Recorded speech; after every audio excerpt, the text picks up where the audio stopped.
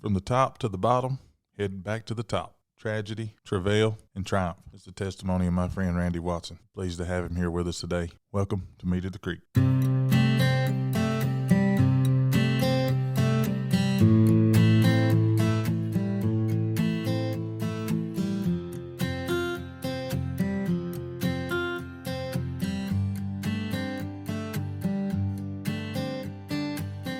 Welcome to the Meet Me at the Creek podcast with Pastor James Jeffrey.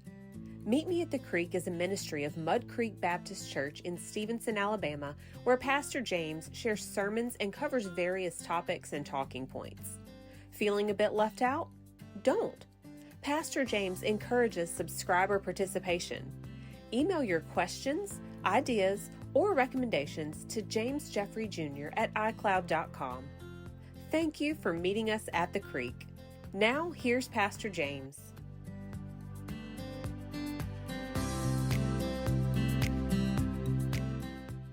And welcome to Meet at the Creek podcast. I'm the host, Pastor James Jeffrey. It's great to have my good friend, former employer, her boss, and current brother in Christ, church member, and Mud Creek Squad member, Mr. Randy Watson. How you doing, Randy? Hey, brother. How's it going this morning? Man, it's going good. If I get any better, there'll be 3 or 4 of me.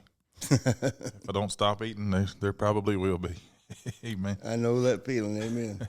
So Randy and I go back a long time. I'm going to say somewhere around 1999, 98, 99, when I was in Grade Goods working for Mr. Charles Paradise, and they made a transition and took you out of the dye house and made you supervisor over a couple different things. And thus began the relationship and the eventual friendship between you and I. And I was trying to think the other day just how long it's been, and I know it's been over 20 years now that I've been knowing you. And just I tell people a lot of times I run into a lot of guys that I used to know, and since the time we saw each other the last time, I had came to faith, and they came to faith, and here we are, running into each other in different aspects of life, finding each other in brand new places, with new worldviews, new mindsets, and new ideas and ways of looking at life, perception of life. You have a unique story in that when I first met you, you were the guy that had it all.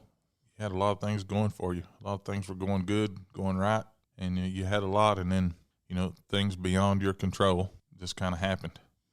And I've asked you today to come and share, and you expressed to me when you first came here that your desire was to, if the Lord pulled you through what you were going through, that you wanted to be able to tell it, and just to tell it as often as you could.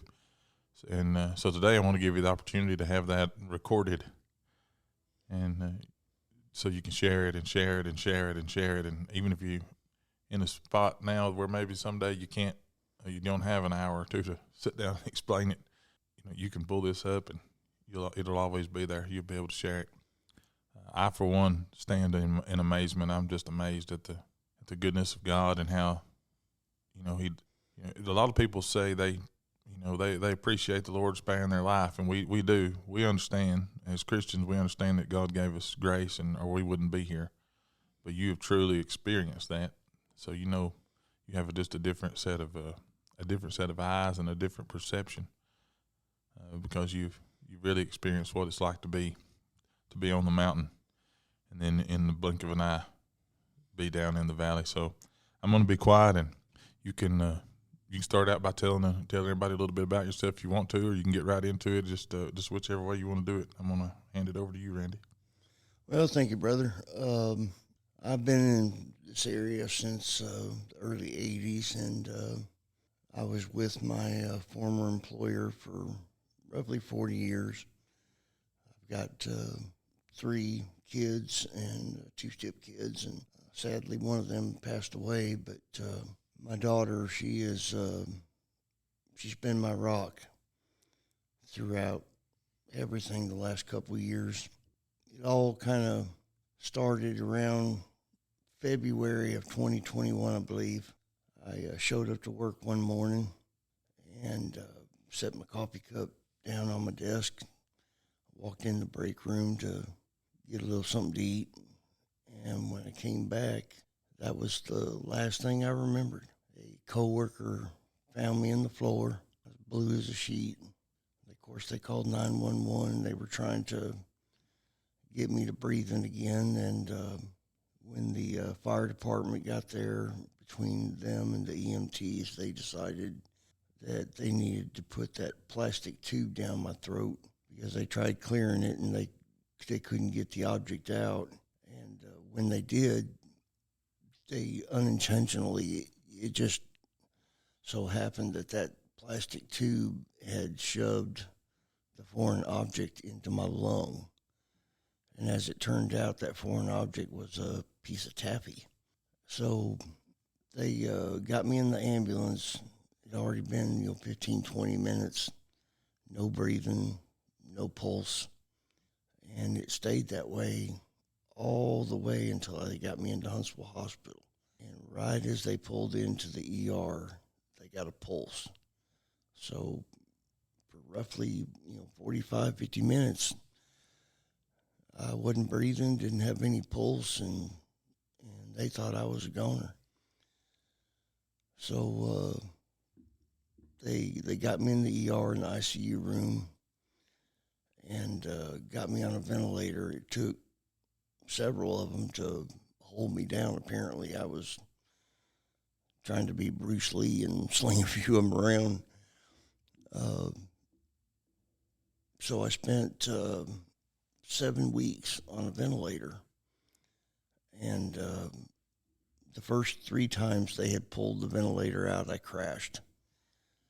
And on the 4th time, they had called, prior to pulling it out for the 4th time, they called the family in and told the family to say goodbye because if I crashed again, they were going to let me go and be with the Lord.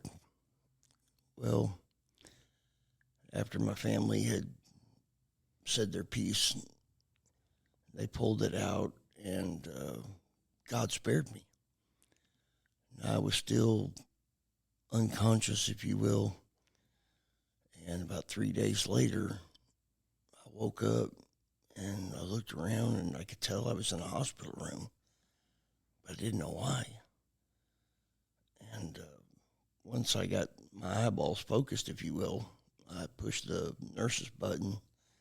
She come running there screaming, "You're alive, you're alive." I'm like, "What are you talking about? I'm alive." At this point, I'm still, in the dark. I didn't know what had happened. And next thing I know, here comes one doctor and another, and they're all screaming the same thing. Either, you're alive, or, my God, you should be dead. And when one of them said that, I really started going crazy. I was like, "What are you talking about?" Because again, I just simply didn't know. And they were like, "Mr. Watson, what day is it?" I had to ponder on it a minute, and I thought Monday, Tuesday, maybe. And they said, "What date do you think it is?" And I'm like, February 11th, 12th, maybe. Everything was still a little fuzzy. And they told me to sit back because what they were fixing to tell me was going to be a little bit of a shock. So I sat back, and they said, "Today is March the 29th. Now remember, this all started on February the 11th. Well, at that point, I just started squalling like a pig because I was like, I didn't know what to think. And they proceeded to tell me that, I had apparently choked on a piece of taffy, and when it was accidentally pushed into my lung, it set up something called MRSA and double pneumonia, and they were trying to dissolve the taffy to where they could suck it out. And I spent another 3 weeks in the hospital, and the doctors were trying to figure out if I was going to be okay. And I finally convinced them to let me go home to where I could start, getting back to a normal life, get back to work, that kind of thing. Well, the first time I decided to stand up at the hospital, I just fell right on the floor. I didn't even realize that laying in that hospital bed all those weeks had depleted my muscle memory. I mean, it was just like you stand up and you just collapse. And that was a real shocker. I didn't realize that, at the time that had actually taken place. So they decided to let me go home, and my ex-wife and my daughter were carrying me back to the house, and they had made arrangements for a physical therapist to come to my home, so often and teach me how to walk again, make sure I could do all of the normal daily things that we do, using the bathroom, cooking, Right. that kind of thing. And over the course of the next month, we rehabilitated me. Well, let me back up a step. When we first arrived at my home, I was told to take a deep breath because what I was about to see was going to be a real shock. I really didn't know what that meant, but I was like, okay. So we walked. They had to help me with the walker and supporting me on the sides to walk up the steps to my home. And when I opened up the door, I just started squalling. My house had just been gutted. Everything had been taken, or a lot. And that was hard to process. I lost one of my dogs. They had given one of them away, and everything else, my guns, guitars, stuff like that, just clothes, food, just gone. And so we rehabilitated me, and 4 weeks later, I go back to work. When I got back to work, I found out that I was being moved into a new position. And I thought, well, God spared me. That's the thing I need to look at. And I'm still got a job, and God spared my life. Well, fast forward a year later, apparently my test was not over with because myself and some others had lost their job due to economic woes. And I was doing okay with it at first, but then it really hit me hard and kind of fell into a depression. And, kind of it was. Yeah. But then I remember talking to you shortly after they let you go. And, at that time you were in pretty high spirits and you real optimistic. Thought you'd just, get right out there and found something else. And I don't think it worked out that way. it was really surprising because even to this day, with all the managerial skills that I've developed over the last 30 years, I don't know if it's my age or what, but I can't seem to even get an interview for a management job, and I don't really know why. But I found a job. It's not the best job in the world by no stretch of the imagination, but, I'm employed and I'm blessed for that. But, so anyhow, let's see, where do we leave off at? Where you went into depression there because Okay, yeah. So after I got knocked down on my knees again, I ended up getting really, really sick. And I spent a lot of time in the hospital. Even at one point, I had to be med-flighted to Huntsville Hospital because my intestines were bleeding and infected due to some former surgeries that I had on my stomach. And finally, by January of this year, that made it like 7 or 8 months that I had to go being unemployed, couldn't get food stamps, couldn't get unemployment. The reason I couldn't get unemployment was because I couldn't call in. I hadn't drew unemployment over 30 years, but I didn't realize you had to call in every week, and then at the same time, because I was in that hospital, so I just wasn't able to do it. So the state denied my unemployment. And when I finally got everything straightened out and got a job, I was like, okay, I'm getting back to the reality here, the meat and potatoes. And of course, being a manager for the last 30 plus years, you're working in front of a computer, pushing paperwork, and nothing real major physical. And then now to be doing what I call grunt work, it was a real wake-up call. But I promised God way back when I was in the hospital from the original incident that once I came to it, I told him if he would just spare me, I would share my story at some point in some time. I didn't know when, I didn't know where, because I hadn't been going to church for a few years, and I went to church most of my life. I had been saved, but just for whatever reason, I don't really know. I just simply stopped going to church.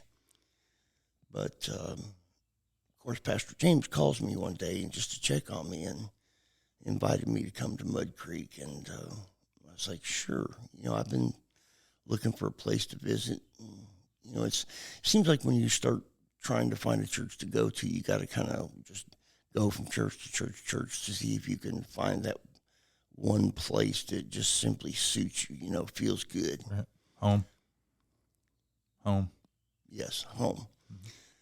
And from the very first time when I came to Mud Creek, I knew right away that this was my home.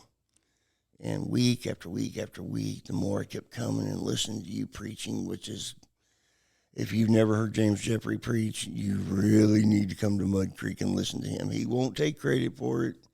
He's going to tell you it's, all the Lord, that's true, but I'm just telling you from this old boy's perspective, Pastor Jeffries is one of the most amazing preachers that you will ever hear. He's very passionate when he talks, and when he delivers his message, he can be in pain from his ankle, and he'll just end up forgetting all about that pain. He's so fired up. And one day his daddy was here, and I told him, I said, you just wait, you listen, and your son is going to get real passionate here in a little bit. Well, a few minutes went on, and then here it come. James was at that highlight, and I was tapping his daddy on the shoulder, and I said, that right there is what I'm talking about. I said, that's your boy. And I said, what a transformation.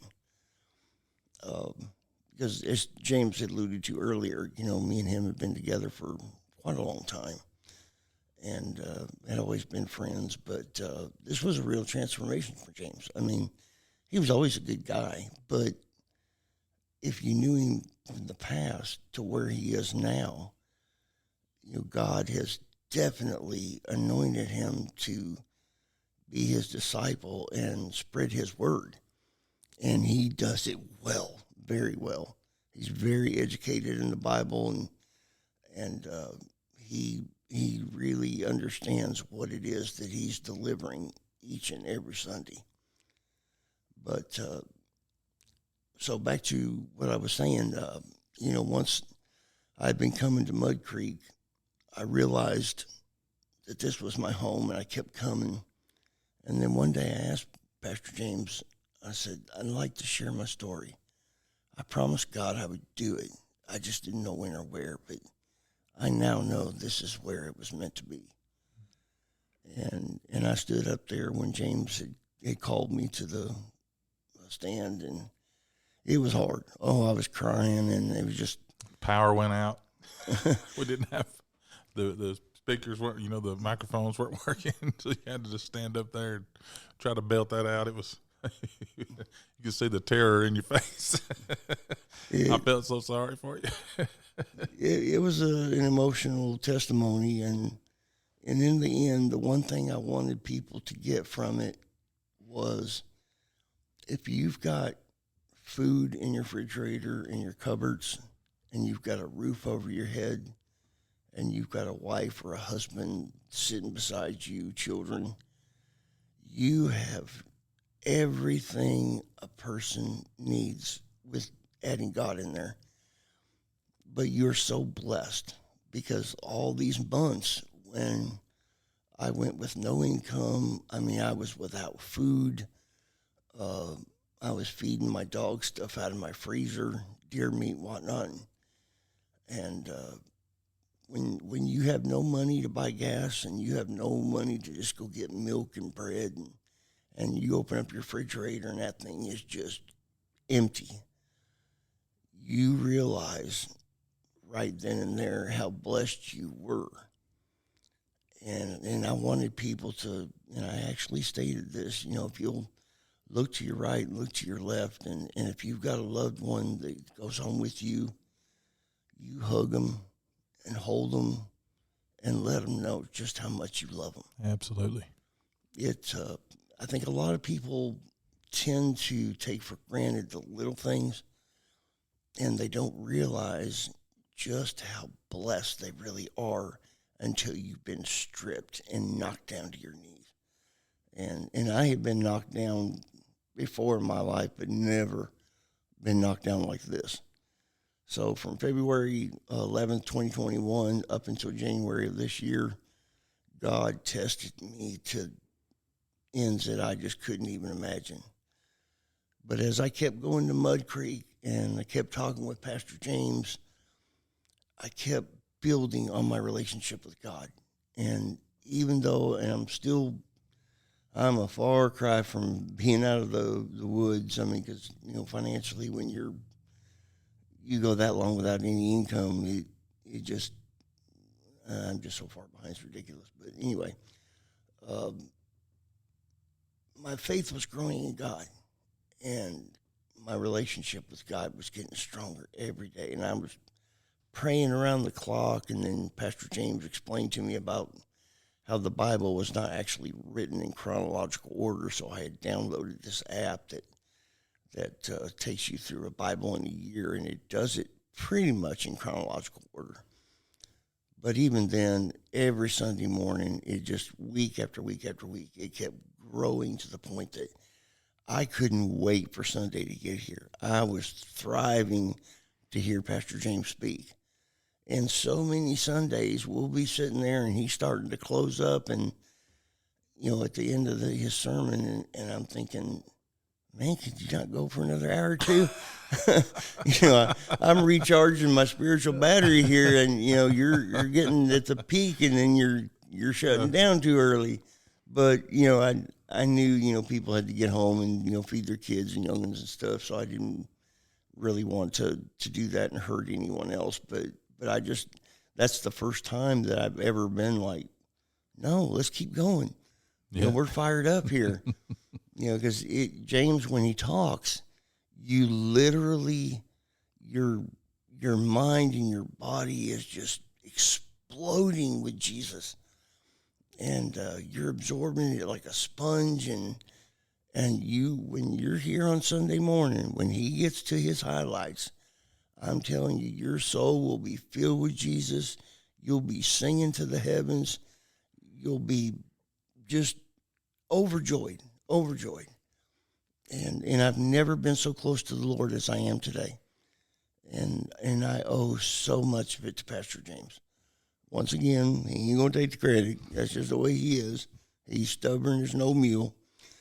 But my job in that situation, and I do understand why people say that to me, because I'm just the instrument in the hand of God at that point. God tells me, he understands people better than we do.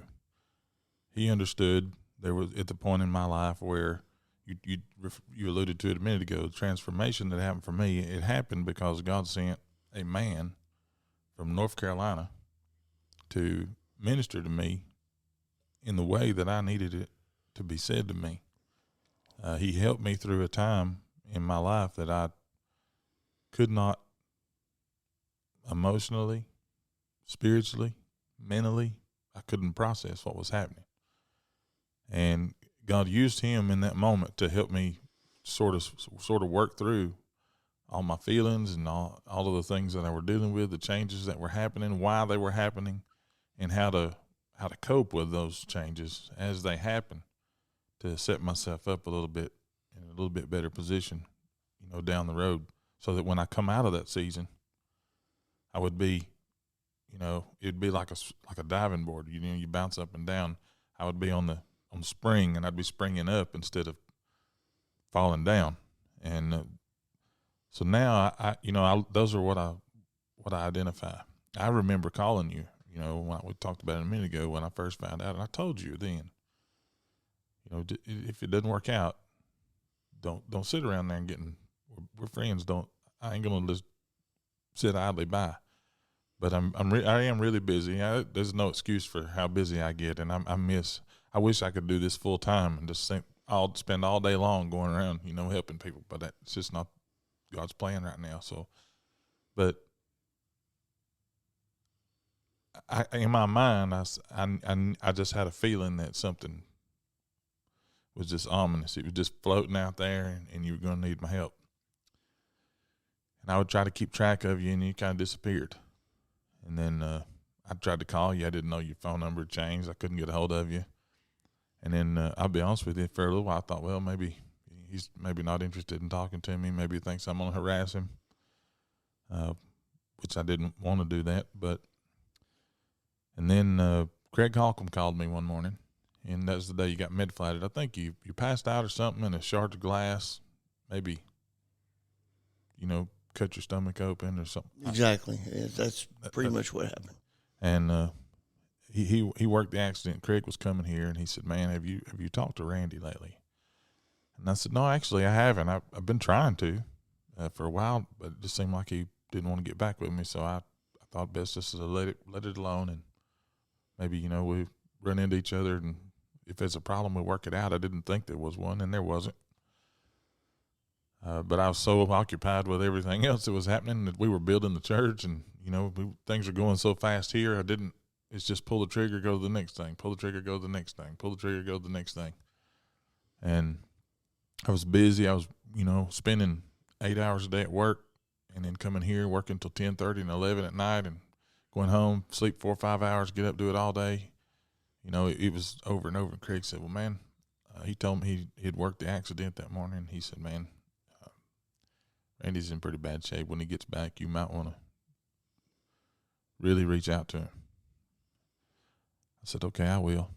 And I didn't. I forgot, which I apologize for that 150 times already. But in the busyness, it slipped, and it got by me. And one day, you made a Facebook post, and for whatever reason, it was on Sunday afternoon. I just happened to see it. And when I saw it immediately, and I was sitting there reading it, and I got a message on my phone, came in on my phone from somebody that you and I had also worked with in the past. And this person said, somebody needs to say about Randy. And I said, I'm ahead of you. We're going to figure that out. And I reached out to you that day, and went and looked back. It's been, man, what a wonderful, and it's not important to me. I actually had somebody tell me this past Wednesday at church, after church. They said, every time I talk to you and I ask you to pray, I know you want us to come here. And I ask you to pray for me, for God to find us a place. You probably already know, where we're supposed to be, but you won't tell me. That's what it's not my place to tell you. It's my place to be, it's like a rest area, a place where you can, because some people come and go. This is not for everybody. And, but there's no reason that somebody, even if they're just passing through in their journey to get from point A to point B, if you got to stop at A and A.2, or 8.3 or 8.5 to get there, I'm okay with being those little decimal places, that little place where you stop and you rest and you catch your breath and you figure out where it is supposed to go. I said, because if I can push you into doing something, then the next guy can come along and pull you away from doing it. So, my job, and this all started for me back in 2011, after the loss of my granddaughters, when I really started undergoing that transformation. I left my job, completely started over, took a pay cut, huge pay cut, by the way. I lost everything but my home. During that time, I had to sell everything I had, and I ended up having to sell my home to keep from losing it, having it ripped from me. We moved to an apartment, and it was a rough time. So I experienced it, and my family had to endure that because of the decision I made to move. My family would tell you today, we'd do it again. What God did in the transition.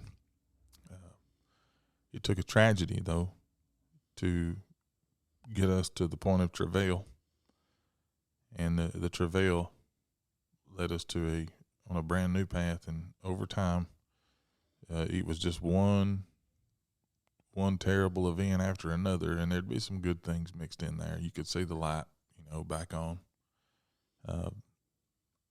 Being close to you, I'm privy to a little more information than you're willing to share, and that's okay. But I know, what it's like to look down and you can see, it feels like somebody just flips the switch and turns the light off at the end of the tunnel. Yeah. And then periodically, they'll flip it back on, and you catch a glimpse again, you start going that direction, and it looks like you might reach it, and then it goes off again. It's until you finally get to the place where you realize the light never got shut off. You just looking in the wrong direction. I have realized in my life, and I'm realizing it now, even again through yours, that getting to the place of triumph is not about physical. It's not about attaining a certain amount of money or a certain kind of status or a certain place. In society, it's about perception. You can't live triumphantly or victoriously or with joy. If it doesn't matter how much money you have, how big your house is, or how big your family is, none of that is gonna help you live with joy. Living victoriously comes because of perspective. And that's the reason I ask you, after listening to you talk and go through the whole thing, when I knew that you were ready to share was when you said it just a few minutes ago, when you open the refrigerator up and it's nothing, a bottle of water that you've been rationing for a day or two to make sure that everybody else has. And it's ominous, it's heartbreaking, it's depressing.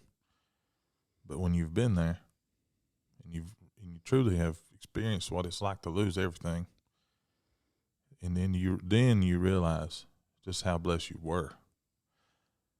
Amen. And once you know how blessed you were, all of a sudden you start looking for ways to improve your life, and it's not always going to be the best job. It's not always going to be the easiest thing to do. You're looking for a way to improve your life.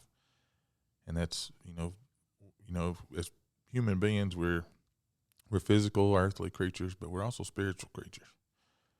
God designed us. He breathed the breath of life into us. We become a living soul.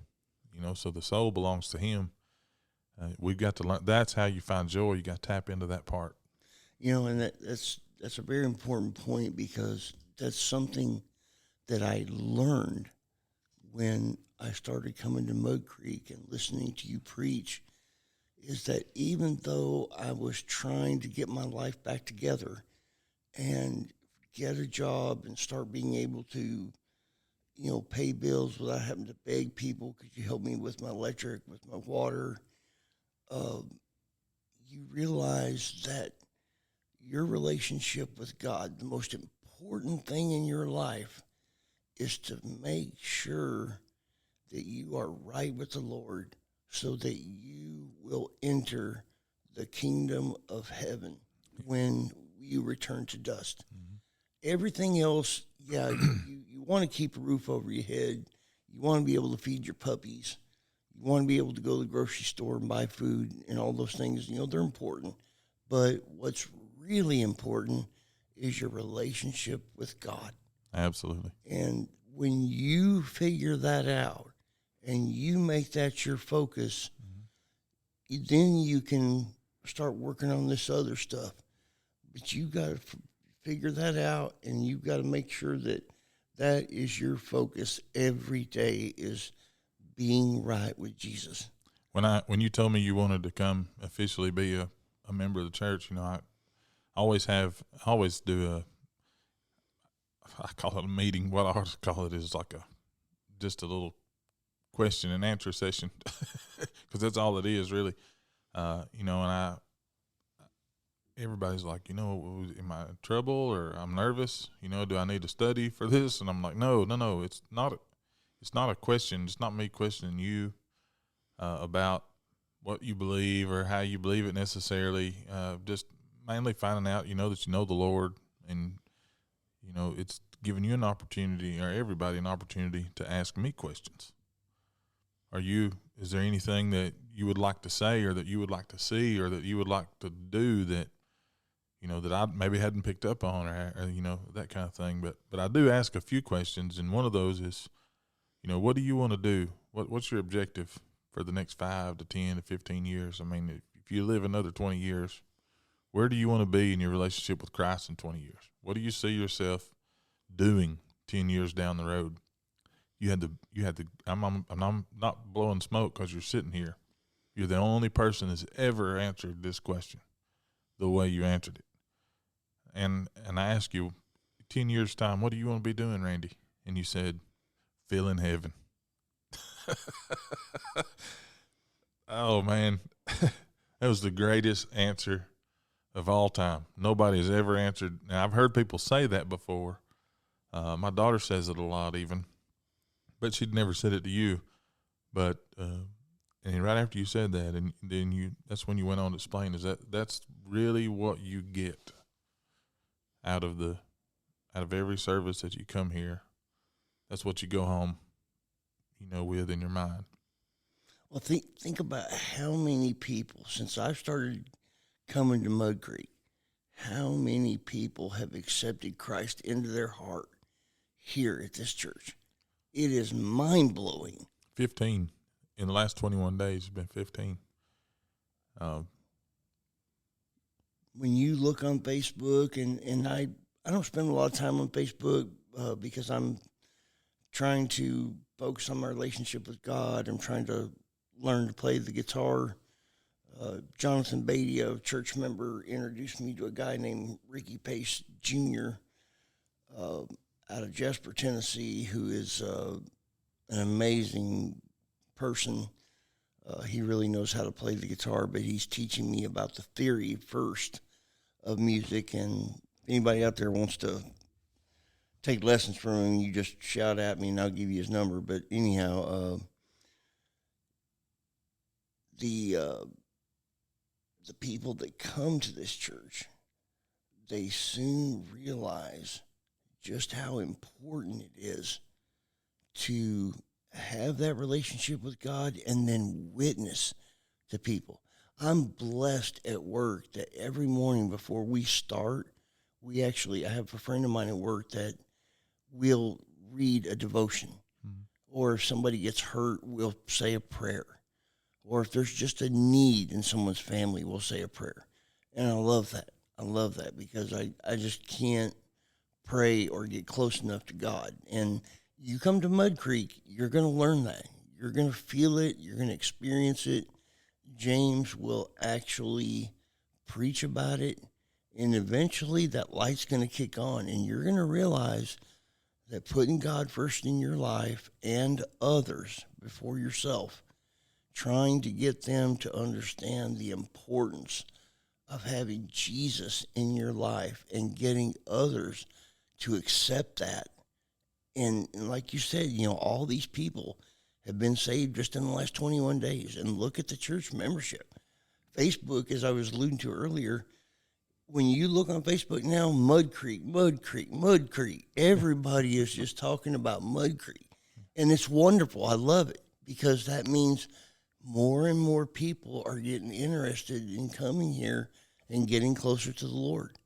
And you're this light. I know you're just a preacher. I know you're just a human being. But God is using you as this tool, and you've got this light and this ability to bring others in and get them to accept Christ into their heart, because it's your words. It may be his Bible, but it's your words that are getting people to start thinking about it and then realizing the importance. I mean, how many of those 21 people have been little bitty kids? 6. I mean, six of the 15 have been children. If you can get through a child and get them to want to accept Christ, that's just mind-blowing. It's mind-blowing. So a lot of that, like with kids in particularly, I'm glad you brought that up. Is I have three youth leaders, 2 guys and my daughter is in the class that come on Wednesday nights. We do a small group for teenagers, and they kind of combined the classes and they just saw a need, based on the number of teenagers that we have that come. They combined them, and what happened was we have some that are homeschooled, we have some that go to Scottsboro, some that go to Hollywood, some that go to Stevenson. We got just a mixture of different ones. Some that go to section, some that go to Christian school, at DA or out at Grant, and we've got this big mixture of kids. Some are saved, some are very strong. Brent and Trent, they're about to graduate this year. They'll be moving out of the youth ministry into they're going to college, and both of those boys have been called to preach, and it just, the Lord's got great things in store for them wherever their life takes them. I know as bad as I want that to be back here at Mud Creek, I'm not sure that's what God's will is for their life. But what happened was I started with those 2 guys, those 2 teenage boys, because 2 years ago, they were the strongest. They had the most influence. And I would bring them in here. We'd sit down, and I'd have little leadership, kind of like you used to do with me, teaching me things about how to lead properly and how to recognize stuff before it happens. And I'd say, you guys, I hate to put the responsibility on you, but I need you to pay attention. You're going to have the ability to influence when I'm not around. And then over time, he laid it on my daughter's heart to help, and then he sent me 2 other preachers. One had been a youth pastor before, had a lot of experience, and he was nervous about it. He'd been through some things, and his life hadn't gone, the way he planned it. And, he was coming, and he was like, I will help you, but Brother James, I've got this in my past, and this in my past, and this in my past. And I said, well, you keep saying the key word past. It's gone. There's nothing you can do about the past. It's over. You did your best to make amends for that, and, got to move on. Just no time to sit around. So, and then Brother Jamie comes, and he really feels called to help and work, and he understands he's got a hold of and he and I had a lot of sit-down talks and discussions, and he's really got a hold of the looking 20, 30, 40 years down the road. He knows what I'm saying is there's going to be a day that I'm going to be out. I'm going to be called out of here. I'm going to die. If the Lord doesn't rapture the church, I'm going to die. So when that time comes, somebody has to be ready to reach down, pick up the torch, and keep pressing on. And if you want to if you want to experience the same kind of move that we're experiencing right now, then you gotta be willing to keep doing the things that the Lord's told me to do. And that's to be evolving, not to be stagnant. The only thing that never changes and never should change, and I will never bend on it, be the gospel. I'm never going to change the word of God. It doesn't need to be changed because it's timeless. But these kids, when they started hearing that,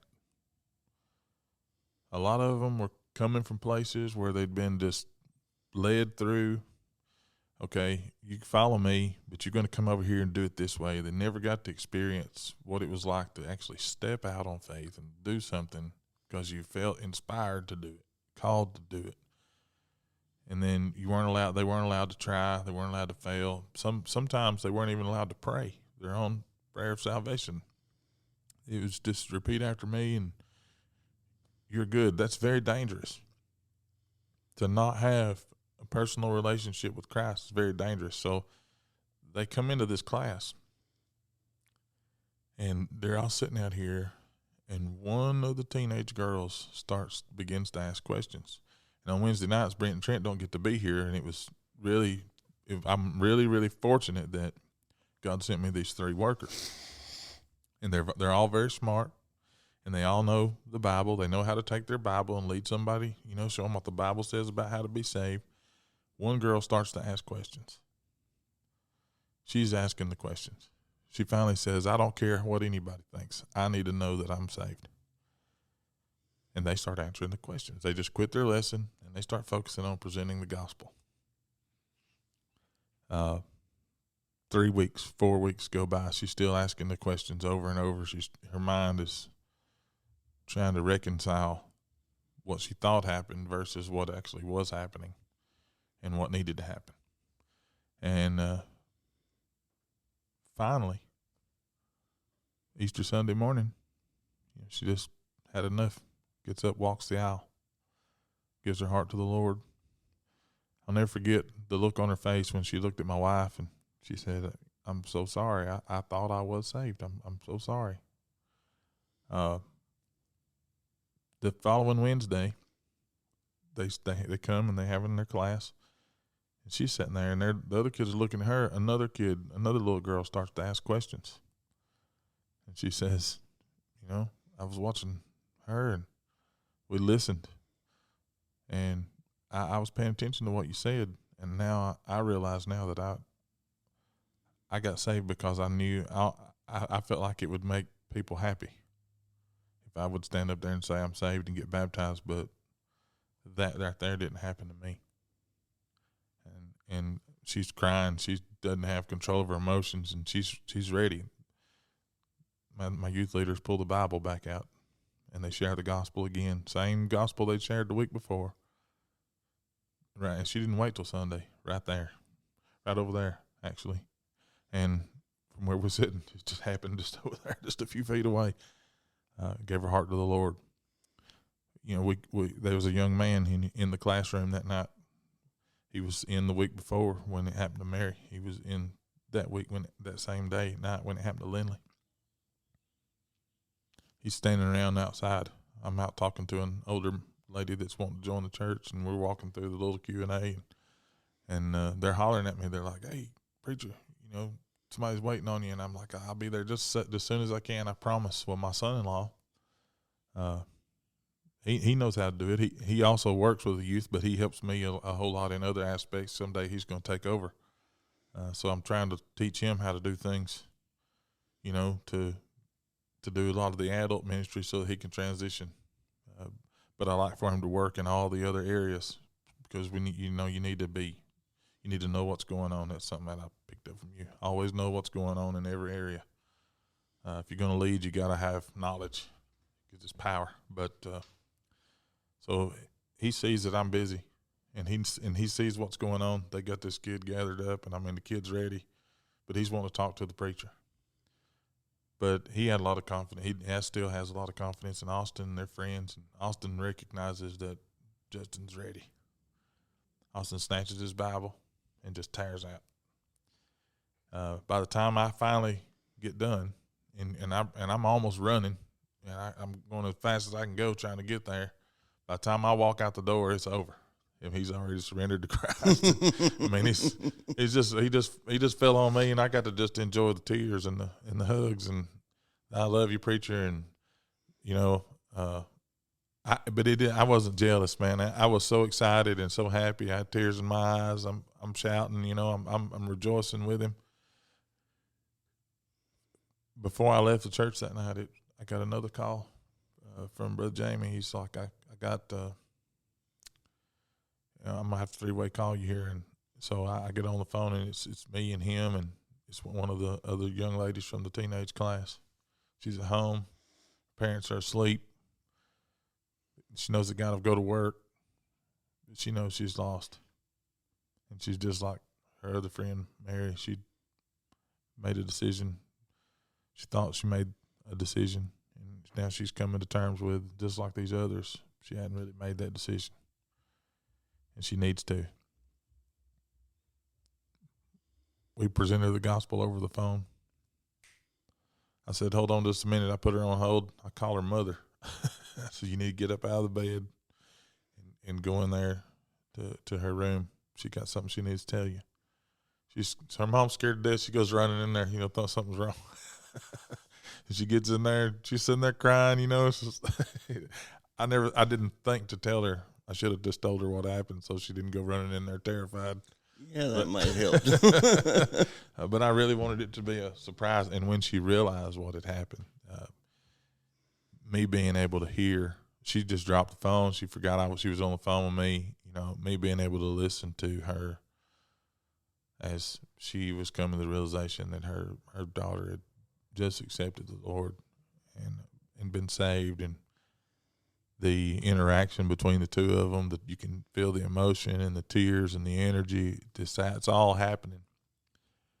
And a wonderful feeling it is. Yep. And then, this past Wednesday night, we're here, and, there was a visitor here. There was two visitors here, or two families actually, that were visiting here on a Wednesday night because of Mud Creek's everywhere. Everybody's talking about it, and not always good. There's unfortunately a lot of negative things that float around, and but I'm not focusing on that here because I'm not about any of that. I don't really worry about what and that's something else that you used to try to tell me that I refuse to listen to, but I'm finding the value in that now is focus on what you're doing. Don't worry about what everybody else is doing. You do what I tell you to do. In the same way the Lord's told me that, and he's really made that plain to me. My job is to be obedient, and I don't need to worry about everybody else. Just go do what I'm supposed to be doing and let everybody else do what they need to do. Exactly. So, we started focusing on doing that. Well, so these families are here, and I'm preaching, and I can see this child sitting out here. It's all over her face. And there was actually a third family here. There was a lady.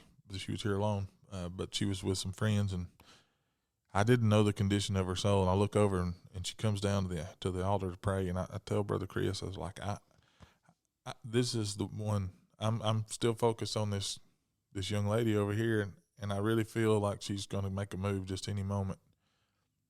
I'm not saying that this one was a distraction, but I needed somebody else to help. And I look at Brother Chris, and Brother Chris he's already come in this direction to join the other two people that are already at the altar with this young lady to make sure that she's where she's supposed to be. And I look at him, and then he stops and he realizes I don't have my Bible. Just in case I get over there and she doesn't know the Lord. He goes back, gets his Bible, boom, he comes back. I look over there, I just turn and look, and he's got that thing down. Boy, he's going through it, and everything was good with her. She just needed some assurance about some other things, and just to talk to the Lord, get some things off her chest. It's wonderful to see people come to get that peace and that assurance. But just as soon as I look back, I see the little girl's mom move out of the way, and here she comes. And of course, my wife's a trooper, man. She runs right down there, and she'll get right in there. And my wife's not a real talker. She's not bold. She's bold, but she's not bold with her voice. But what my wife has the ability to do when these ladies come, especially young girls, she's like a baby whisperer, especially, but somehow or another she manages to get her arms around you. And I know what it feels like because she did it to me the day I got saved. When she caresses you around the shoulders, something happens. I mean, it's like a shot of lightning going from whatever side she's on to the other side. And when it comes back, it goes through the first time like fire, comes back through like cool water. She has a calming effect about she her. really does. And So I wait on my wife, and I just watch, and because when they first come, there's a lot of energy, there's a lot of things going on in their mind. They need to calm down. So what I'm about to tell them is no good unless they're able to comprehend and really perceive what I'm about to say to them. And so I wait on my wife, and if my wife, sometimes I have discovered too that I don't need to be in every situation, because sometimes they're telling my wife things that there's stuff that a man don't need to hear, and it's none of my business, but they need to release it to somebody else that they can trust and have confidence, not share it. But she'll look at me. She has a particular look that she gives me, and if everything's good, I know what that look is, and if I need to come, if I need to get down there, I know what that look is, and I wait on her, and sure enough, she gives me that look. I grab my Bible, head down, and begin to walk this young lady through the scripture. And just in a few minutes, it's important to me that people learn to use their Bible, because when somebody's in that moment, that pivotal moment of eternity, life and death, in the valley of decision, what does the Bible say? Okay, it's okay to the preacher tells you, or another brother Chris tells you, and we say it, but that you're hearing us say it. But when we open that Bible up and lay it down there and put our finger right there is what it says, and right here it says this, and right here it says this, and right here it says this, and always end with Romans 10:13. Whosoever shall call upon the name of the Lord shall be saved. And when I got there, I said, do you believe that Jesus meant what he said? Do you believe God meant what he said when he had this wrote down? Whosoever. That's me, that's you, that's everybody that's around you that's ever been born again. They were whosoevers. Tonight tonight that's you, that's you're whosoever. And so, but you gotta first believe that. And if you don't believe that you're whosoever, then he's not going to be able to help you. But if you're ready, if you believe that you're whosoever, and you know that right now you're whosoever, and he's here to help whosoever, he'll do the work. And it's just like, well, I can hear this a lot. I just don't know how. And I've learned that a lot of people don't understand, what the word repent means. It simply means to turn away from. That's the actual definition. To turn your back on it. Just turn away from it. And, go the other direction.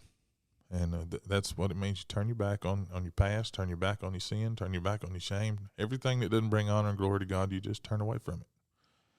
It doesn't mean that you'll always be perfect, but you continue turning when you realize it, and you pick yourself up, you own your mistakes, and you turn away from it. And that's the Christian life in a nutshell. So you turn away from it, you believe the gospel. You believe Jesus is who he says he is, did what he said he'd do, and he would do for you just exactly what the Bible says he'll do for you in this moment if you'll just ask. And I said, now, if you're ready to do that, I'll pray with you. But I don't want you to repeat after me. I want you to talk to the Lord for yourself. You just need to tell him who you are. He already knows. Just tell him you recognize that you need to change. Let it be their words. Yes, things need to be different. And then all you got to do is ask him to come into your heart, be your Lord and Savior. And he says right here in his word that if you'll ask, he'll do it. That's why I apologize to you so much when I call you and I'll say, Taylor, I need you to tell me in Scripture where it says this, because you have a vast amount of knowledge of the Bible as to where I don't. And when I need to know the Scripture, I know I can just call you and you'll point me right where I need to go.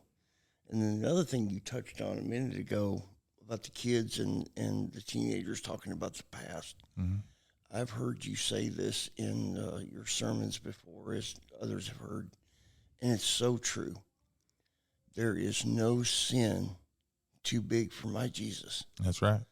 And that's what everybody really needs to understand when they're wanting to learn about accepting Christ into their heart, is Jesus died on the cross for us. And there is no sin he will not forgive you for Amen. if you'll just believe in him and accept him into your life. Yeah, there's more forgiveness in God than there is sin in us. Absolutely. And if he is, he wouldn't be God if he wasn't big enough to forgive it. The Bible said that he gave himself for the sin of the whole world, not for our sins only, but for the sin of the whole world. There's not enough sin in this world that God cannot forgive. The only unforgivable sin is the blaspheming of the Holy Ghost. And that's because he chooses. And that was God's choice. So he's serious about that. And I tell people all the time, it's I hear people use the Lord's name in vain. And I'm like you, that's very, very dangerous ground you're walking on. But I can't tell you how many times, and I didn't really finish just a minute ago, but that happened Wednesday night with that young lady. And I told you, about the young lady Mercy a few weeks before that, calling us in the middle of the night. Well, 2 weeks later, which is this past Wednesday night, I just felt like there was going to be, it's all right, it just makes noise when you bump it, but I just felt like there was going to be another. I couldn't leave the church. Finally, at 10:30, I said, I'm here by myself. Everybody else has left. And I said, okay. So, I can't make anybody come. So whoever it is, Lord, I pray you just deal with them and give them another opportunity. And Brother Craig Holcomb had just texted me, and so I called him, and we were talking, and I was loading my stuff in the truck, and I locked the door, got all the lights out, everything's battened down. I opened my truck door, I throw my bag in the back seat. I close as I'm reaching to close the door, and my phone starts vibrating, and I don't know why. It vibrates all the time because I don't keep the ringer on. And I look down, and I'm getting a Facebook call from Mercy, from the young lady from a few weeks ago, in the middle of the night. And there's another name on there, young lady named Savannah. She's been coming. She's friends with Mercy. I had talked to him when I went in after church. We had a meeting over here after church to discuss the future of a few different some of our ministries. And, we're making some changes and, getting ready to move forward and do some things a little bit differently, but nothing too drastic. But, they are drastic changes. They're big changes, but it's for growth. And, we always got to be looking to prepare for the rain. So I go in, I see him, and I speak to him, and the young lady had said something to me that I didn't catch. She told me that normally she don't get to come, and I said, I figured you would be at work tonight. I'm happy to see you, and I'm surprised. I thought you might have to work. Well, they told me I couldn't come to church. They kind of give me trouble about it, so I quit my job. Wow. And what I should have done right then was, take more time and find out. But I had no idea the reason that she was took such a drastic measure was because the Lord was dealing with her about her salvation, about her soul. And she was in that war right there. And I didn't, and I'm not going to pick up on everything, but I didn't pick up on, I felt so guilty for not picking up on it. But here's the good part. I said, Craig, I need to let you go. I need to take this. Either something's wrong, but in my mind, I kept immediately, the Holy Spirit spoke to me and said, I told you there's going to be one more. And, so I answered the phone, and the young lady's mother's she said, Brother James, this is Sister so-and-so, and I know her name. I'm not sure she wants me to say it out loud, so I'm not going to, but she said, I'm here with Savannah, and I'm here, and Mercy's on the other line. We've gone about as far as we can go, and we're right here, Romans 10:9. And I said, well, you're at the very end of the Romans road. You got one more gate to get through. Skip down 4 verses to verse 13. Tell me what that said. And they began to read, and they said, whosoever. And I said, stop right there. I just said it a few minutes there. I said, that's you right now. I was whosoever. A few weeks ago, Mercy was whosoever. One time your mom was whosoever. Right now, you're whosoever.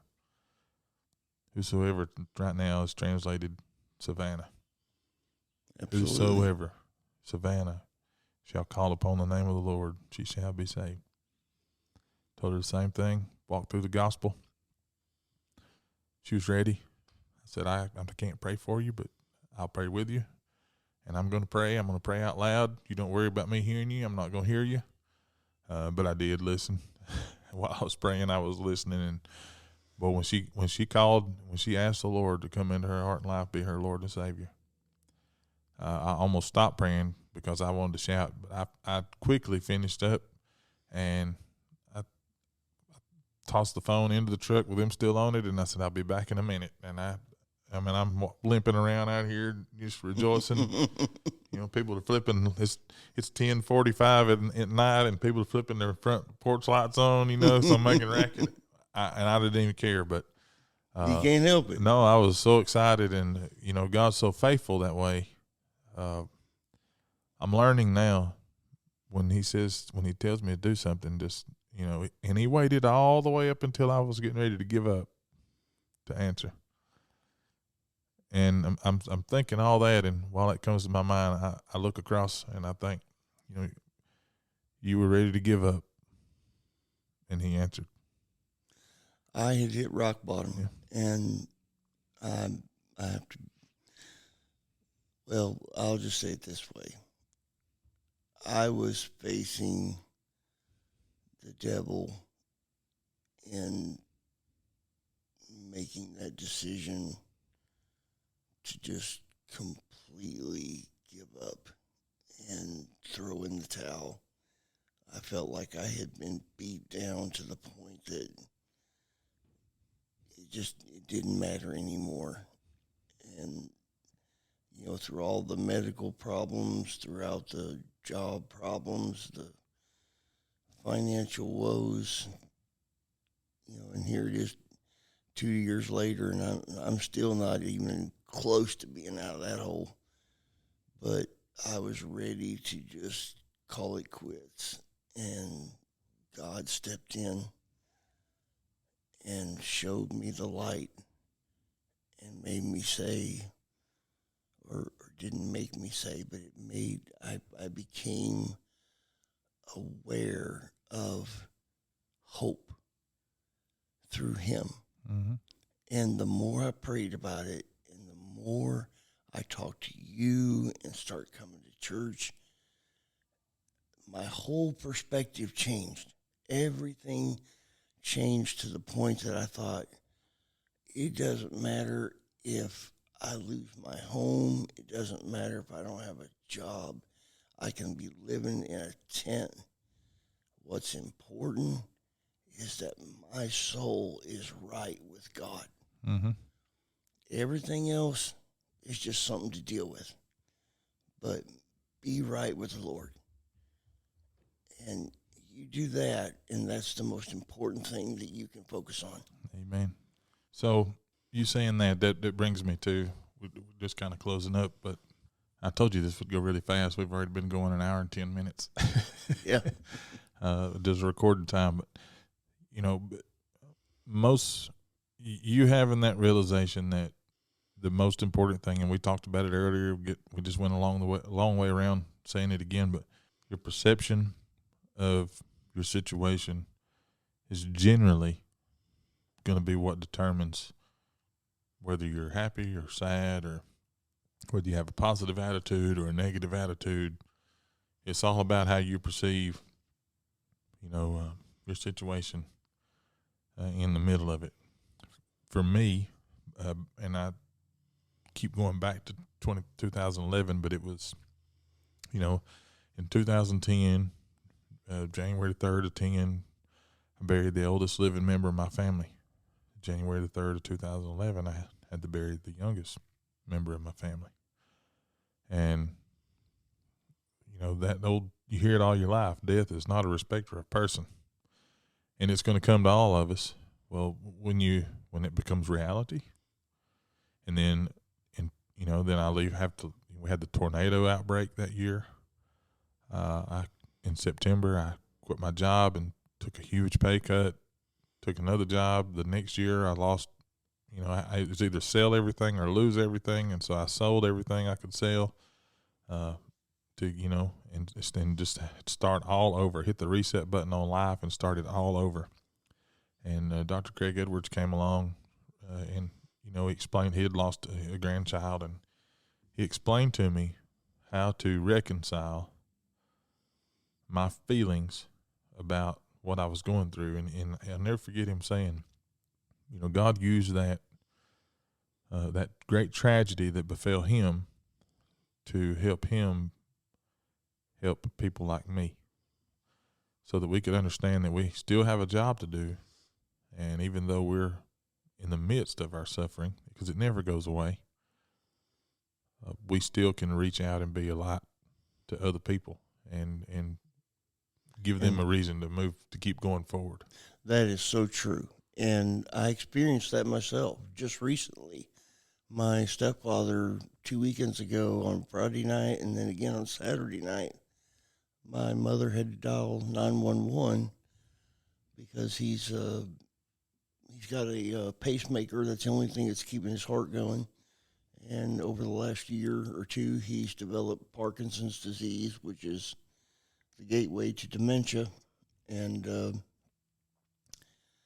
when you go through a tragedy, as you just alluded to, you realize how helping others is more important, and that you have a responsibility to help others when you can. And in talking with him, I found out that he had not been saved at 87 years old.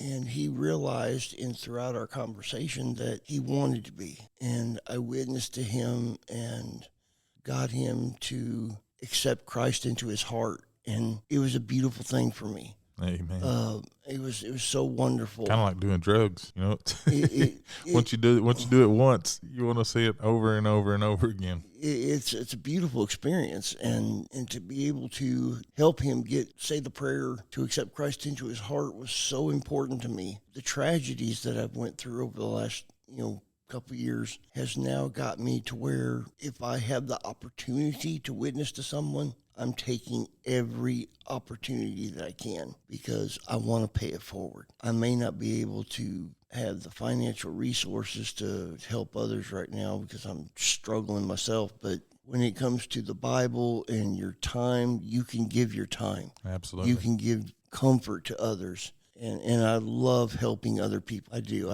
It means the world to me. And that's why I try to share Mud Creek with others. It's not for any other reason than to help others realize the importance of having God in your life and getting them to come to Mud Creek to experience that. Because everybody that comes here says the same thing. I've never heard anything negative about Mud Creek. I've heard nothing but positive. But when people start coming, more people start coming because they realize, and I've said it before, even on Facebook, if you don't want to take my word for it, that's fine.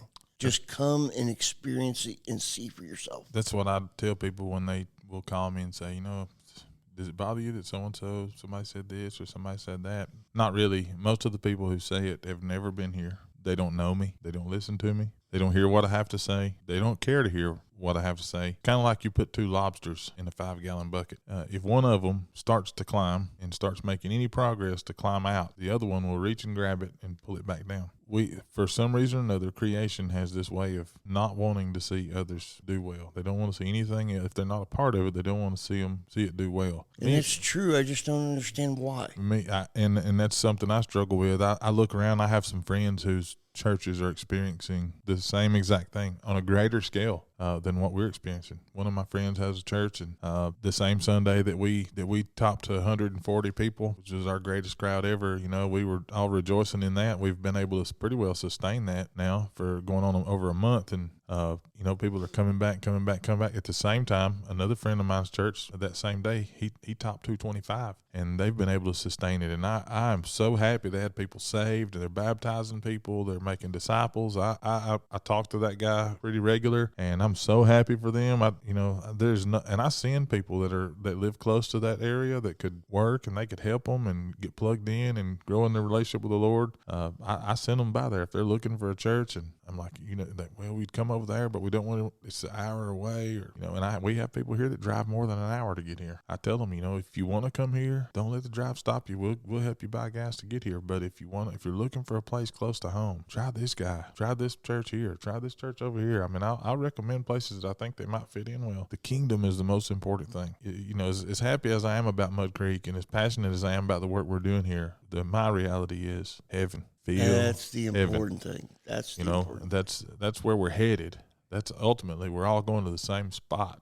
Why we would not be promoting? Jesus taught the disciples that they said, Lord, we was over here the other day in this area of town, and these people were over here baptizing in your name, but they weren't part of our little crowd. They weren't following us. So we told them they better quit that. And Jesus said, you leave them alone. If they're not against me, that means they're for me. So if they're out there doing things in my name and it's good and it's right work and it's not anything that brings disgrace and dishonor to us, you leave them alone. So encourage other people's in their work. And another friend of mine, his church, he topped over 600 people a few weeks ago. They were having to bring out chairs. They got a big place to begin with, and they were having to bring out chairs to sit everybody. I was so excited. I called a few of them, and I'm like, man, that is amazing. Maybe someday we could see the same thing down here.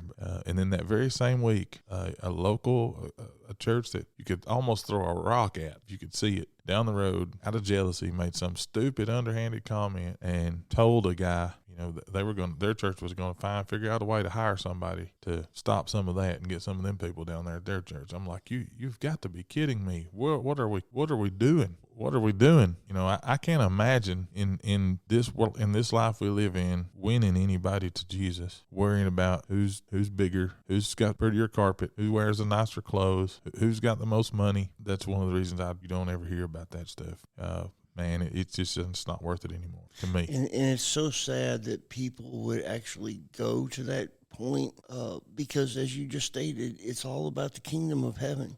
If Mud Creek is not feasible for you or even just your choice, that's fine. Just go somewhere. Get right with the Lord in any church that makes you feel comfortable. But I have told people more than one time, the one thing about Mud Creek is it makes you feel at home. You can come in here in your overalls. You don't have to wear a suit and tie. You can wear whatever you want. God doesn't care about the kind of clothes you wear. What he wants is for you to believe in him, to worship him, and be right with the Lord. Absolutely. And that's the biggest thing. And I'm very thankful that, especially in the last 2 years, you think back to when all that started for you, February of 2021, when all your trouble started. What you didn't know at the same time, I was already in the situation I was in. I was in they had diagnosed me with PTSD, and I actually 2 weeks after that day that happened to you, 2 weeks after that, I resigned from the position I was at and gave 5 weeks notice that I didn't intend to stay. And I had called one of my friends that I just spoke about a minute ago, whose church is growing out on the mountain, and I said, man, I'm done. I'm not doing this anymore. I don't want to pastor anymore. It's just, I can't take it. I'm not at a place. It's very apparent to me with the way that things are going that I have missed God's voice on this. I'm just not called to pastor. And he laughed at me. He said, brother, you come on out here.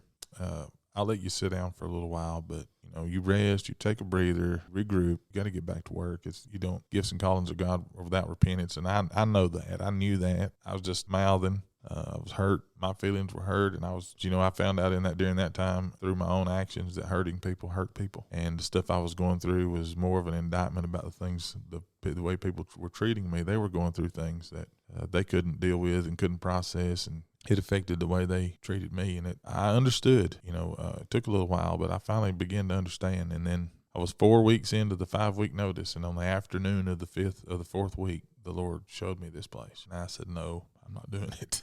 I don't want to do it. And sat out in the median out here, where you pull in. I sat out there for close to 45 minutes, kicking the side of my truck and slamming my doors and shaking my fist. And I don't crying and I'm snotting and I don't want to do it. I don't want to do it. I don't want to do it. There's churches, and I've heard this. There's 140 churches in this county. Why does he want to start another one? There's one simple answer is I'm not tired of trying to change people's mind. I'm tired of trying to change the church's mind. I wanted to go right all the way back to the very beginning of the local body of believers, the local church, the very first one. And I looked at what they did and I said, I'm going to model this place after that. And and we're going to go out here and I don't want church members. You keep your church members. I want lost people. Give me the broken. Give me the defeated. Give me the homes that are falling apart. Give me the dope addicts. Give me the drunks. Give me the criminals. Give me all the people, all the rejects. That's the people I want. And I want everybody that society threw away. I want everybody that the church threw away. Give them to me. Lord, send them here. Send them here. Send them to Mud Creek like you sent them to the Ark. And I'll do everything I can to help. But it's amazing when you think about the churches that have actually turned people off from coming to church in general. And that just completely defeats our purpose, because it doesn't matter what you've done. It doesn't matter whether you're a criminal or whether you're a drug addict or whether you're a broken home. The objective is to get people closer to God and saving a soul. Absolutely. As you once, and you said it before, filling heaven. Our job is to fill heaven with more souls. What better purpose could we have in life than that? There is no better purpose. And I'm very thankful that the Lord, I've talked to my friend, I call him Doc, but I got a bunch of friends that I call Doc. But anyway, had a conversation just the other night, and I shared with him again that I look back through everything that's happened in my life, all the stuff that I went through, all the things that I've been through, all the people that I've worked for, and the people that God has placed in my life in various times to teach me things. And at this point, at this stage in my life, I am drawing off of that knowledge, things that I learned 30 years ago and have never put into use. Boom. All of a sudden I have need for something that I learned, some little snippet that a guy gave me in passing 28 years ago. For the first time in my life, I needed it. I needed that information, and it came up, and it came to my remembrance right when I needed to implement it in, something that was happening here.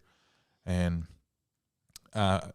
conflict management and dealing with people, not doing things in a roundabout way, looking people in the eyes when you have issues, and instead of running off at the mouth, you just go right to the source, and you try to speak from your heart and be blunt but be compassionate.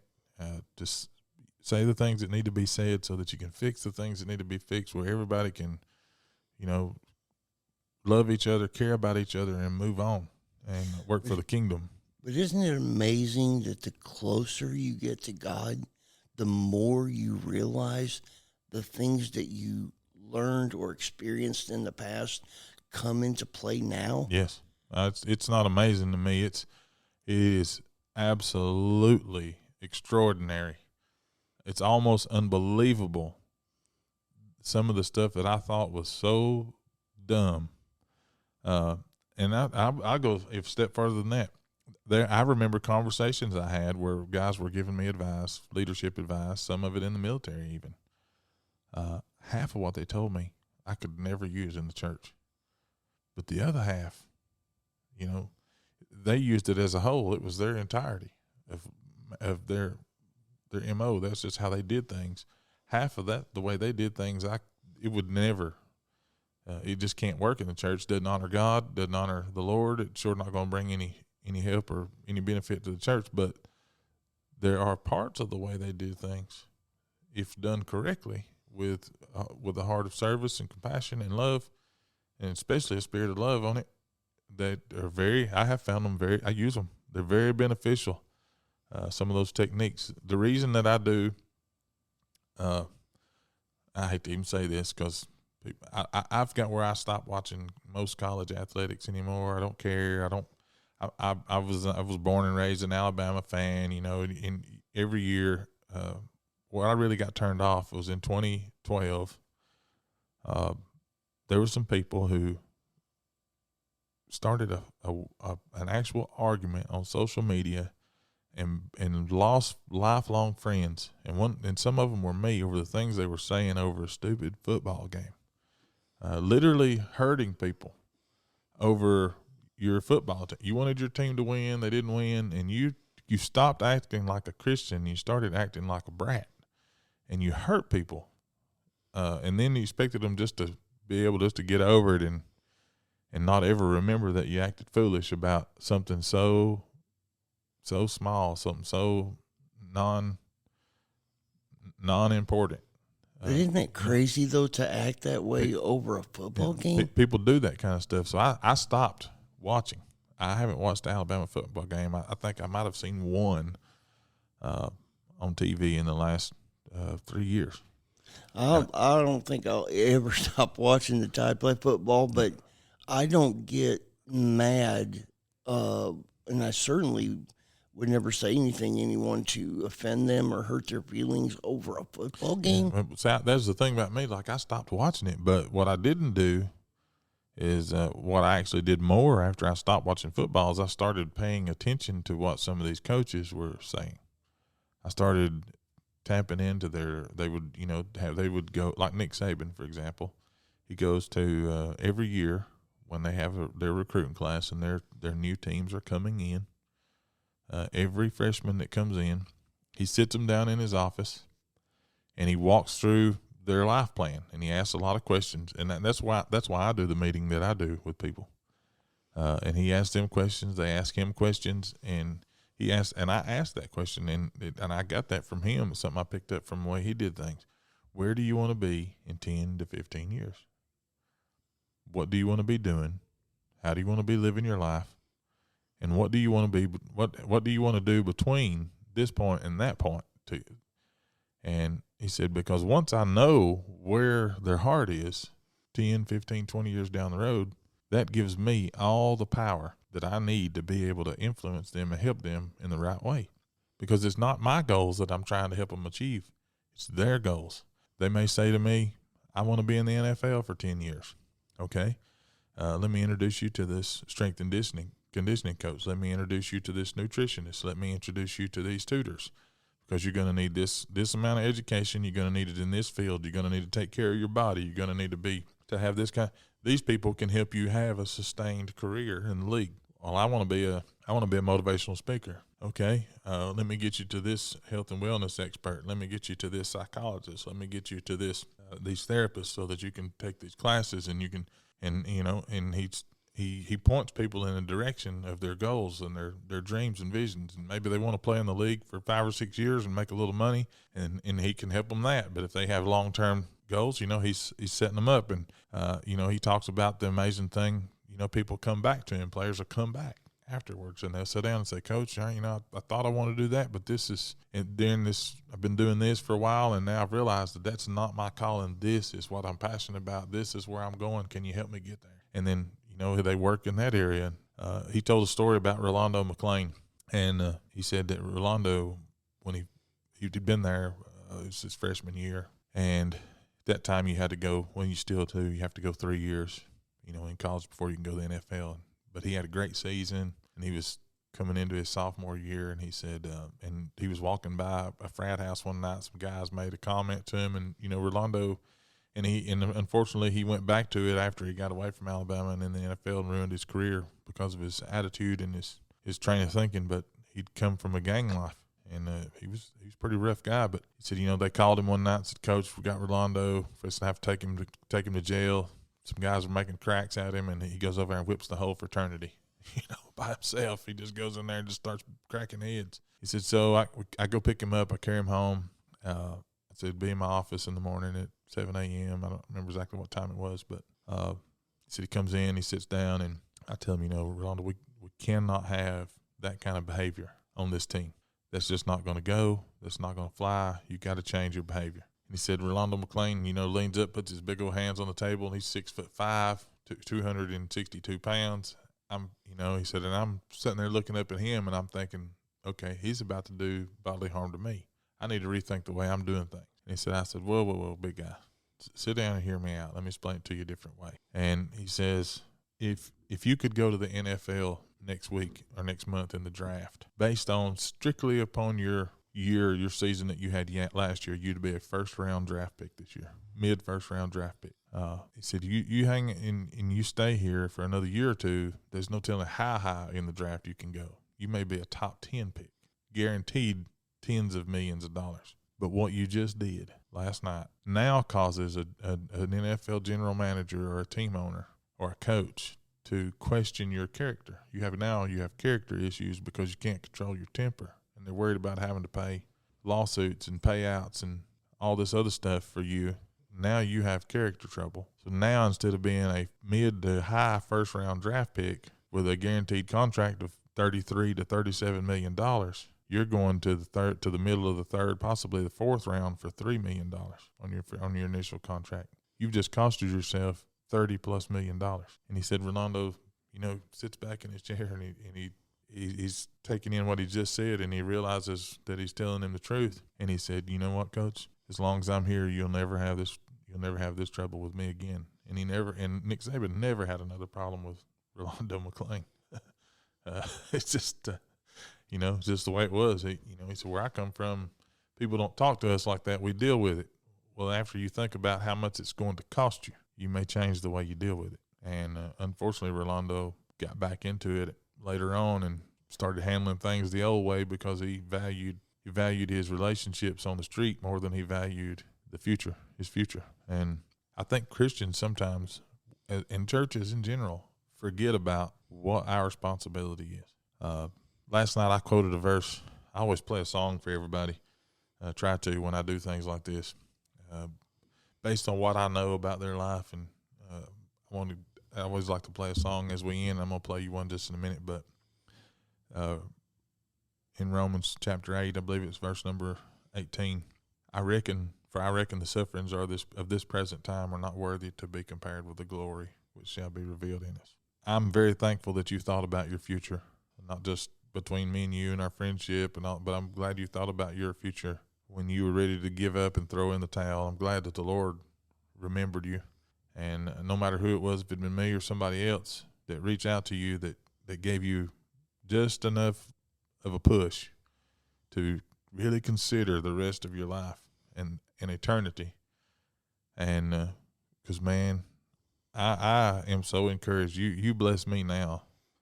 Every week, you got something so encouraging, so uplifting, something so nice to say. Sometimes I'll be down on myself, and out of the blue, you'll post something on Facebook or you'll walk up to me and say something. It's just so uplifting and encouraging. And, you may think that I did something for you, but I promise you, you do even more than that, for me. And I appreciate that. I'm very thankful to be a part of what God's doing in your life. I rejoice in what he's doing, for what he's doing, but with you. Because the transformation that you're going through, I've seen it before in the mirror, and I can see it happening with you. And I know, you're getting on up there. You think maybe you don't have a lot of years left, but it doesn't matter if you have 6 months, 6 days, or 6 decades. Making up your mind to give God the rest of your life so it can be the best of your life is a decision that you'll never regret. Well, I think I've shared with you before that there was no doubt in my mind that it was your love and support that got me over that awful hump. And that's why I've thanked you relentlessly for what you did in my life at that time, because I can remember you calling me multiple times and I'd just be squalling my head off, because I was so down and so depressed, and, the bills just piling up, mortgage payments, I'm still 6 months behind on that, but it was you who brought me out of the dark and into the light. And it was you that gave me hope.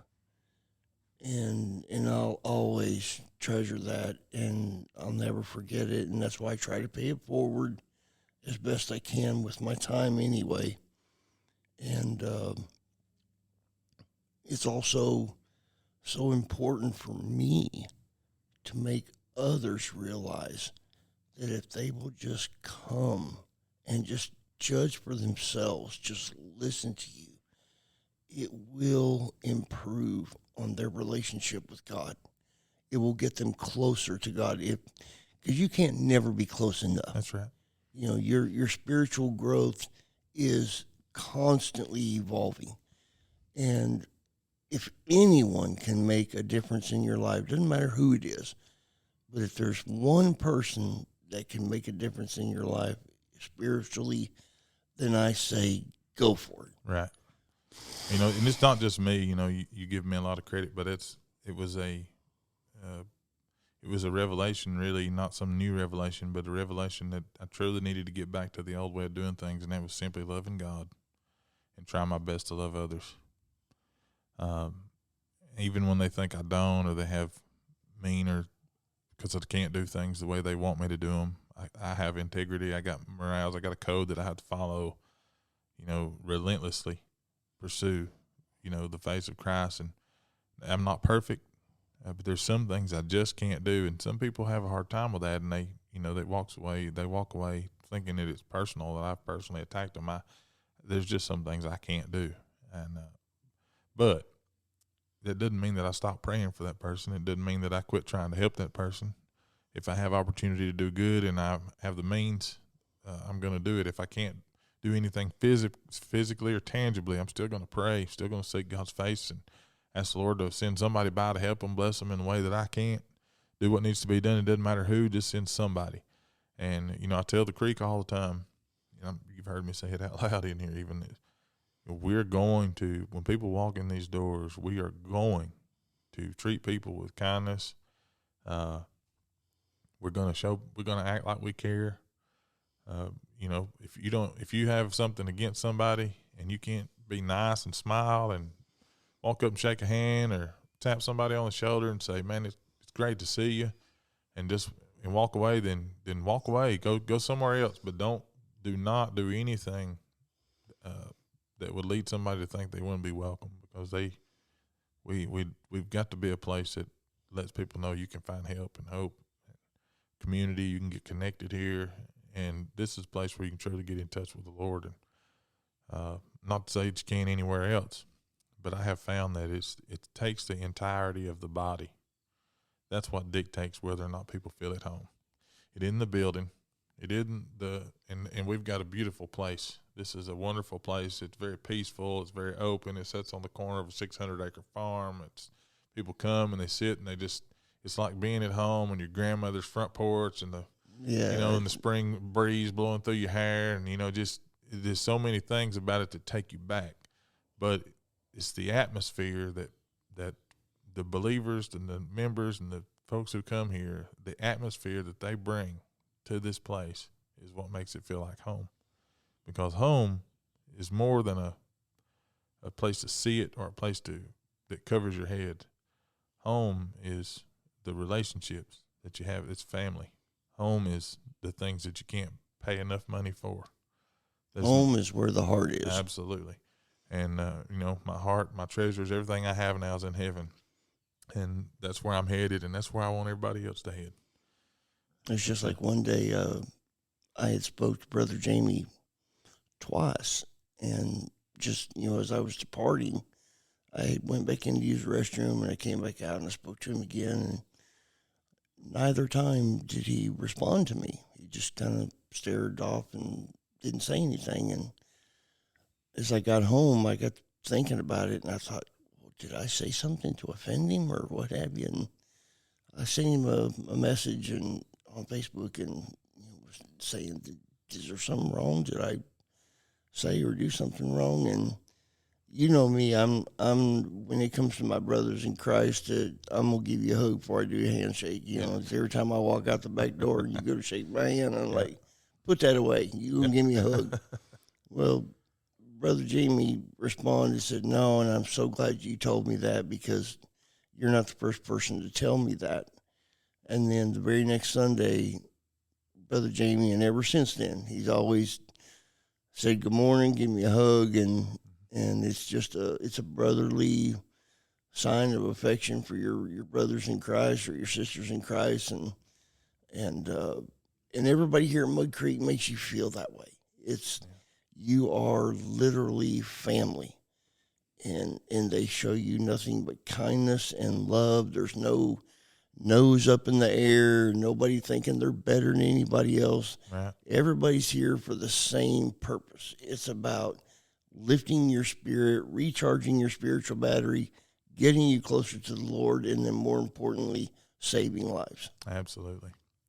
I'm gonna play this song right here, Randy. And then when it's over, it's about 5 minutes long. I want you to listen to it. Tell me what you think. But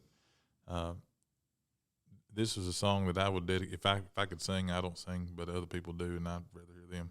But this is a song that when I think about you, this is what comes to my mind. And I prayed about. Since I asked you to come on the other day, I've been praying about what I was going to share with you. But it's a song that if I could sing it and speak it into your life, this is what I would say. If I could tell other people, if I could sing a song that describes how I feel about you, and tell everybody else how I feel about your journey, this is the song that I think best describes from my perspective. And I don't know that it's your perspective, but it's from my perspective to you. And when we're done, we'll talk about that, and we kind of have our final thoughts. But I really appreciate you being on with me, man. Oh, it's been an honor. Hold on just a second here. Let me get this started.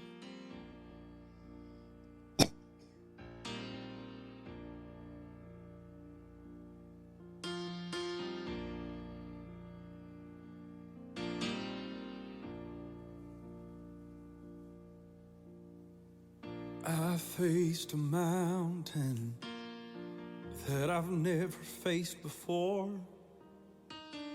That's why I'm calling on you, Lord.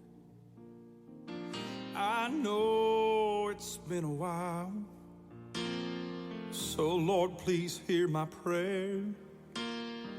I need you now like I never have before. Sometimes it takes a mountain, sometimes a troubled sea,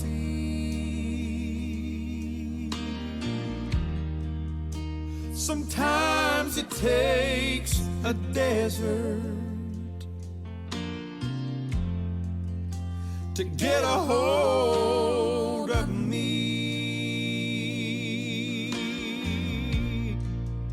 Your love is so much stronger than whatever troubles me. Sometimes it takes a mountain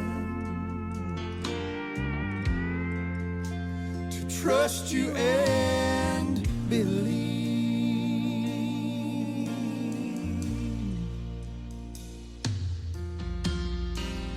Forgive me, Jesus, I thought I could control whatever life would throw my way. But this, I will admit, has brought me to my knees.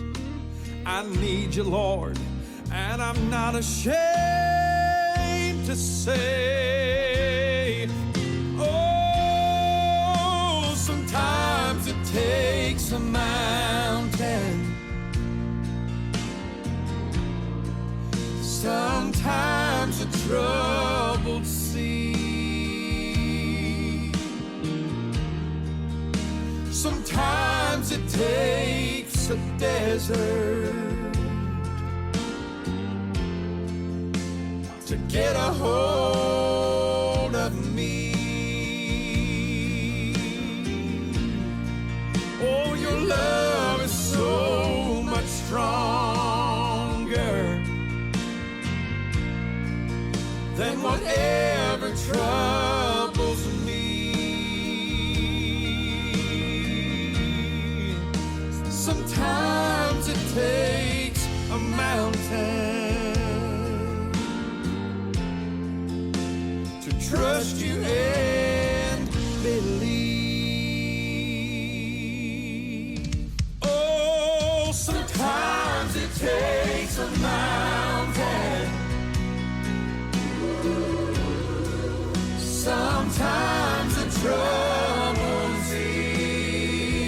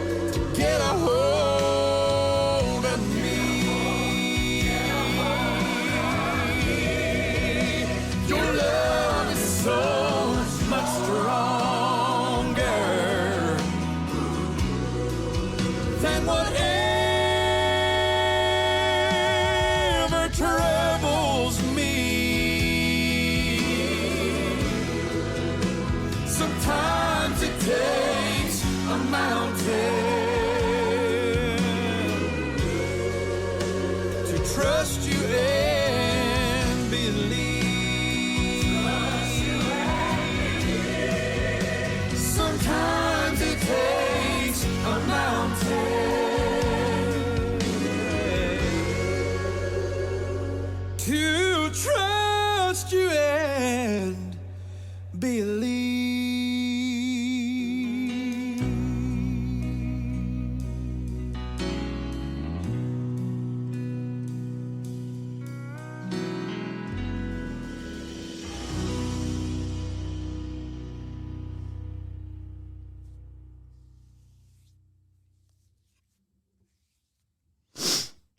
I feel like that's pretty accurate.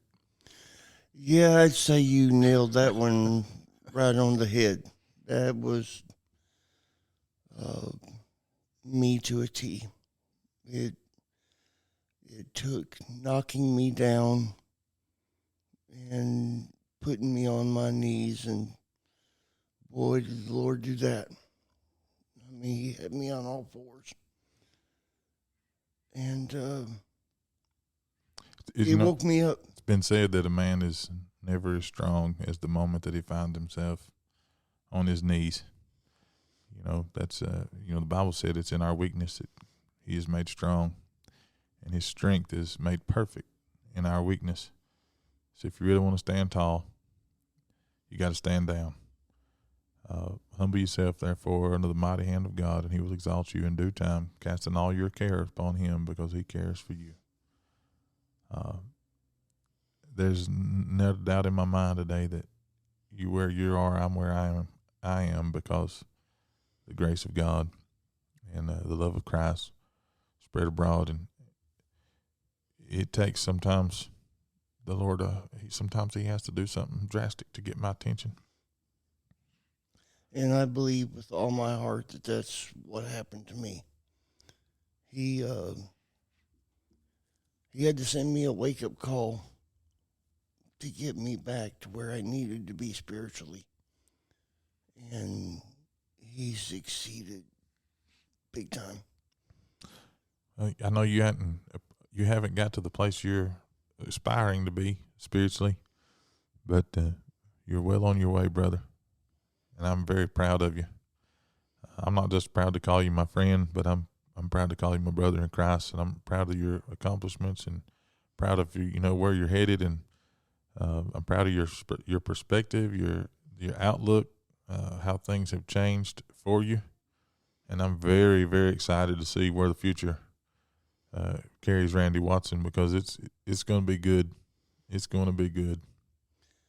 God saved me for a reason, and one day that reason is going to be known, but for now, I know that reason is to keep me right with God and to make me be an inspiration to others to help bring them closer to the Lord. Absolutely.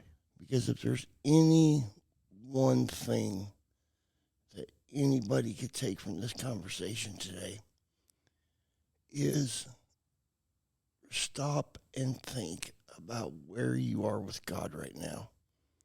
Are you where you want to be? Are you where you should be? And then at the same time, look around your house. Look in your refrigerator. Look in your cupboards. Check how much gas you got in your car. Look at your finances.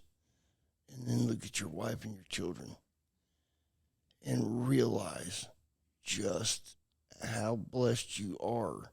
Even if it's not full. If it's just got something in there. You are so blessed. Because I can tell you I've went weeks living off of cocoa wheats and water in recent years, and for months on end, if not, it's a humbling experience. So love your family, cherish them, and get your family right with God. All of them, everyone. Because the stronger your relationship is with the Lord, the stronger your family will be as a unit. Absolutely. And that's really, really important. Absolutely. Well, my friend, It's been wonderful. I've really enjoyed this. Oh, I have too. It's been. I'm very honored that you asked me to come here today and speak with you. It's been a very kind experience, and I love you to death. You know that for a long time. James will always portray himself as being a not so nice person in his past, but I can tell you he's always been a good guy. He's just transformed into an even better person. The man that he is today, when you get to know him, you will get to love him very quickly, because he is one of the best preachers you'll ever hear, at least in my view. And I don't just say that because he's a good friend and my brother in Christ. I get excited waiting for Sunday morning to come, just where I can get up and come and hear him preach. And after spending years of working with him and wanting to hear his voice at the very last,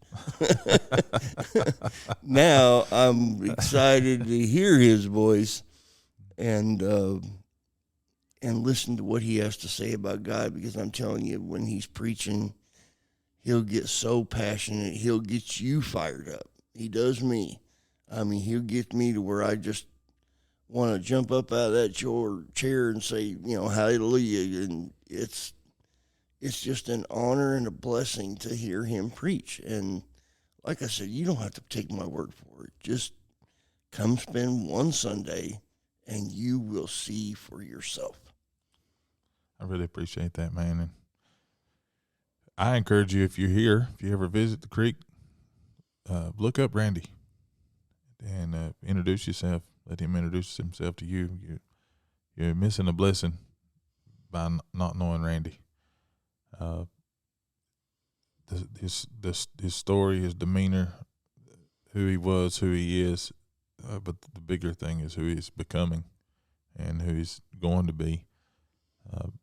But some of these days he's going to be just like the rest of us that are saved. He's going to be in heaven, amen, and we're going to all look alike and be alike, and there'll be very little difference between us there, other than people just knowing who we were. I'm very excited that someday I get to spend eternity. First and foremost with the Lord. I'm most excited about seeing Jesus. That's the only person I want to see when I get there. But I'm not foolish. I know that everybody else will be there too, and I'm very, very excited, and I get to spend eternity with people that I love. And there's not going to be, I can love you then as in the same way that I'm going to be able to love, my children or my mother or my dad or my grandparents, anybody that's gone on before me. I'm going to get to love you on the same exact level, and because there's no male, there's no female, there's no married, there's no unmarried. Everybody's up there, a brotherly and sisterly existence, and I'm so excited that we all get to love on the same level for once. What an amazing time that's going to be, and I look forward to sharing eternity with you, Randy. I'm so proud of you. I appreciate you coming and being with me, but I appreciate you being my friend, and the support that you bring to my life it's amazing, and I'm really, very, really grateful for what we have and what we're going to continue to have in the future. God bless you, my friend. I appreciate you. God bless you too, and I feel the exact same way about you. You're an awesome person, a great brother in Christ. You've encouraged me, inspired me, and I look forward to every Sunday morning. Just feel free to extend those services, the 1, 2 o'clock. Keep my battery recharged. Oh. I hear you, my friend. Okay, brother, you take care. You do the same. Guys, I appreciate you joining in. We're going to make this a 2-part thing. You've already realized that by now. If you're listening, we're going to split it in half and make it a two-part session. And we certainly so thankful for you joining us. God bless you. We love you. And we look forward to meeting with you next time when we meet at the creek.